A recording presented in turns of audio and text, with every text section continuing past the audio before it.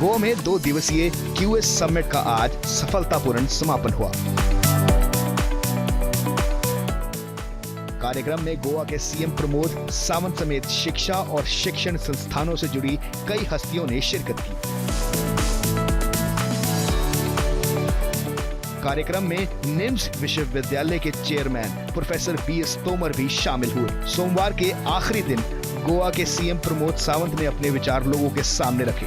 Summit में CM Pramod Sawant ने कहा कि गोवा में सहयोगपूर्ण गोवा कार्यक्रम का काम किया जा रहा है, जिसमें स्किल्ड यूथ को अहमियत दी जाएगी। Today the country is moving with the vision of Digital India, Atmanirbhar Bharat, Vocal for Local, and Ek Bharat Shreshth Bharat. And here in Goa, we are working on Swayambhurna Goa program, that is a self-reliant Goa. The role of skilled youth is continuously increasing as India walks the path of Atmanirbharta. India is being looked upon as the future of center of artificial intelligence, the virtual reality, robotic, mobile technology, geoinformatics and smart healthcare. Prime Minister Narendra Modi's vision, man who believes that the future of any nation lies in development and technological innovations. The Government of India, under the leadership of, launched the various schemes to enhance the technical skill, technical literacy and technological innovations through the Digital India Mission as a flagship program in order to transform India into the digitally empowered society and knowledge economy. The same has been addressed in the policy document New Education Policy 2020.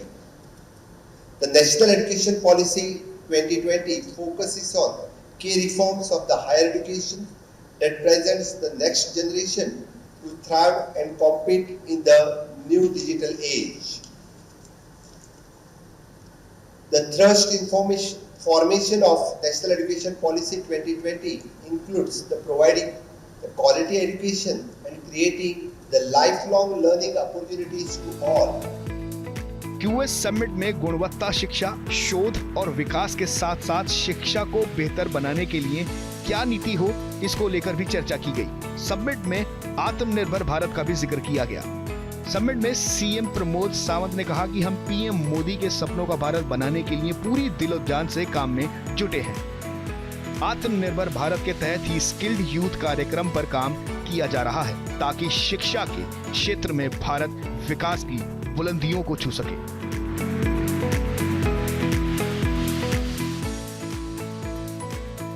जैसे subject पे उनका discussion हो रहा था, this is a side event of the G20। इसमें से approximately the 11 countries again participating into the G20 summit also. मुझे लगता है दिस इज द स्टार्ट, और इस तरह के इवेंट से एक एजुकेशंस का exchange between the different countries, the education culture between the different countries, so to exchange this ideas. And अभी जब हम न्यू एजुकेशन पॉलिसी लॉन्च करने जा रहे हैं, उस वक्त that will help more for our nation to build our nation, to implement our national education policy. So I'm congratulating Dr. Ashwin Fernandes, who had organized this QS summit, especially in the state of Goa. मंच से संबोधित करते हुए CM Pramod Sawant ने कहा कि दुनिया की नजर भारत पर टिकी हुई है। अब चाहे वह पर्यावरण हो या रूस यूक्रेन युद्ध का समाधान हो, दुनिया भारत से बड़ी जटिल समस्याओं के समाधान निकालने की उम्मीद लगाए बैठी है।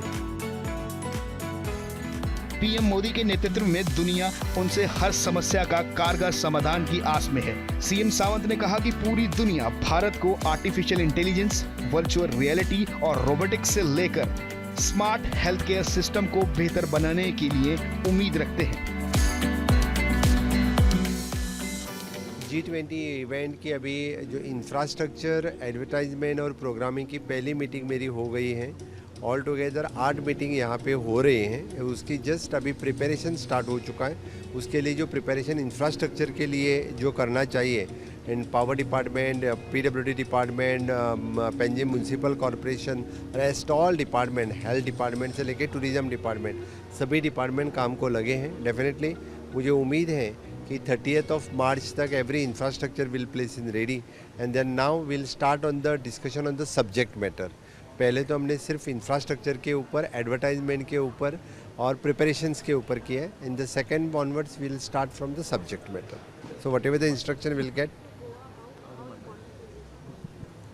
Of course, when there is a G20 summit meeting Goa में organize होती हैं, that will be the more benefit for the state for the touristic purpose. Almost more than the 20 countries they are coming to the Goa.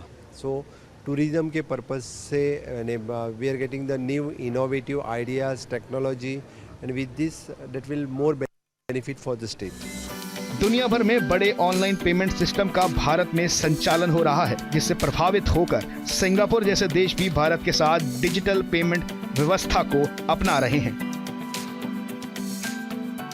Summit में CM Sawant ने कहा कि PM Modi के digital India अभियान को और मजबूत बनाने के लिए लोगों को बेहतर शिक्षा देनी होगी ताकि लोगों में तकनीकी शिक्षण और समझ का विकास हो सके.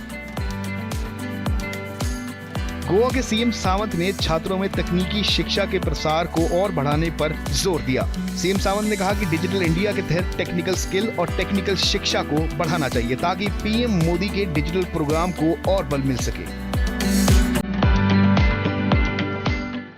सीएम सावंत ने समिट में कहा कि छात्रों को क्वालिटी शिक्षा देनी होगी जिससे युवाओं को देश और दुनिया में रोजगार के बेहतर अवसर मिल सके.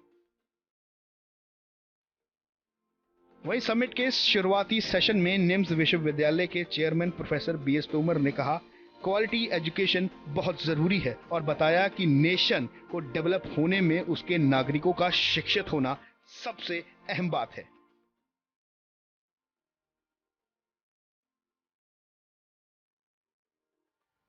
देखिए, भारत की एक बहुत पुरानी श्रृंखला है. भारत की जो सबसे पहले आज बीसी से भी पहले thousands of years of before BC हमारे नालंदा तक्षशिला विश्वविद्यालय जो थे वो आज ऐसे विश्वविद्यालय थे जिनमें कि देश विदेश के स्टूडेंट्स वहाँ पढ़ने आया करते थे. कुछ समय ऐसा गुजरा कि उनका अस्तित्व नहीं रहा. बहुत से कारण इसके आए. विदेशी हस्तियों ने हमारे पर रूल किया. वो हमारी सभ्यता को कहीं न कहीं पीछे रख गए. लेकिन उसी सब को याद करते हुए उसकी श्रेणी में जो आज हमारी नई एजुकेशन पॉलिसी NEP 2020 लॉन्च की गई है और आज हमारे जो मोदी जी का कहना है आत्मनिर्भर भारत एंड आत्मनिर्भर हायर एजुकेशन, इसके चलते हुए आज G20 की जो प्रेसिडेंसी हम लोग कर रहे हैं, भारतवर्ष कर रहा है. मैं समझता हूं कि मोदी जी की, हमारे प्राइम मिनिस्टर मोदी जी की अग्रणी लीडरशिप के अंदर जो हमारी पुरानी योग्यता थी तक्षशिला की, नालंदा की, बहुत शीघ्र हम लोग प्राप्त कर लेंगे और इसमें कोई हमें शक नहीं है कि भारत बहुत ही जल्दी विश्व गुरु बनेगा. निम्स विश्वविद्यालय के चेयरमैन बीएस तोमर ने भारत में शिक्षा के बारे में बात करते हुए कहा कि भारत वो पहला देश है जहां दुनिया की पहली यूनिवर्सिटी बनाई गई थी.